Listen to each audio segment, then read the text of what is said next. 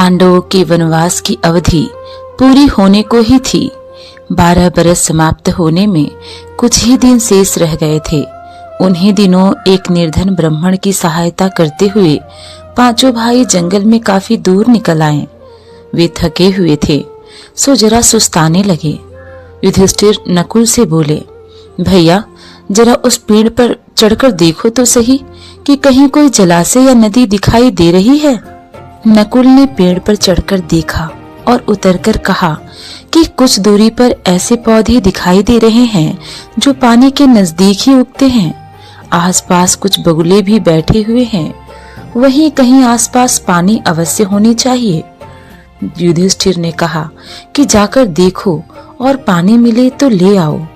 यह सुनकर नकुल तुरंत पानी लाने चल पड़ा। कुछ दूर चलने पर अनुमान के अनुसार नकुल को एक जलाशय मिला। उसने सोचा कि पहले तो मैं अपनी प्यास बुझा लूं और फिर तरकस में पानी भरकर भाइयों के लिए ले जाऊंगा। यह सोचकर उसने दोनों हाथों की अंजलि में पानी ले लिया और पीना ही चाहता था कि इतने में आवाज आई, माद्री के पुत्र, दुस्साहस न करो। यह जलाशय मेरे अधीन है। पहले मेरे प्रश्नों का उत्तर दो, फिर पानी पियो।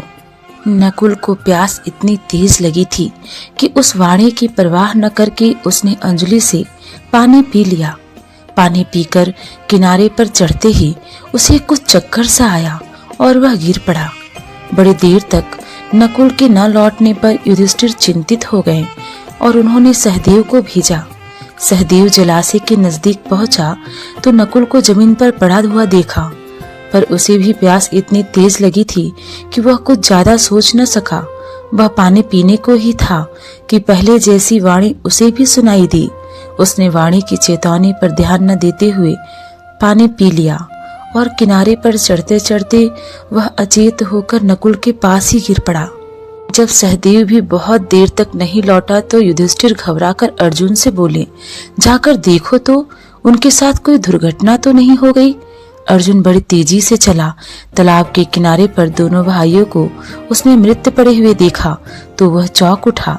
वह समझ गया कि इनकी मृत्यु का क्या कारण है। यह सोचते हुए अर्जुन भी पानी पीने के लिए जलाशय में उतरा कि तभी उसे भी वही वाणी सुनाई दी, अर्जुन, मेरे प्रश्नों का उत्तर देने के बाद ही प्यास बुझा सकते हो। यह तालाब मेरा है। मेरी बात न मानोगे तो तुम्हारी भी वही गति होगी जो तुम्हारे दोनों भाइयों की हुई है। अर्जुन यह सुनकर गुस्से से भर गया। उसने बाण छोड़ने शुरू कर दिए। जिधर से आवाज सुनाई दी थी उसी ओर निशाना लगाकर वह तीर चलाता रहा, किंतु उन बाणों का कोई असर न हुआ। अपने बाणों को बेकार होते देख अर्जुन के क्रोध की सीमा न रही। उसने सोचा, पहले अपनी प्यास बुझा लूं, फिर लड़ लिया जाएगा। यह सोचकर अर्जुन ने जलाशय में उतरकर पानी पी लिया और किनारे आते आते चारों खाने चित्त होकर गिर पड़ा।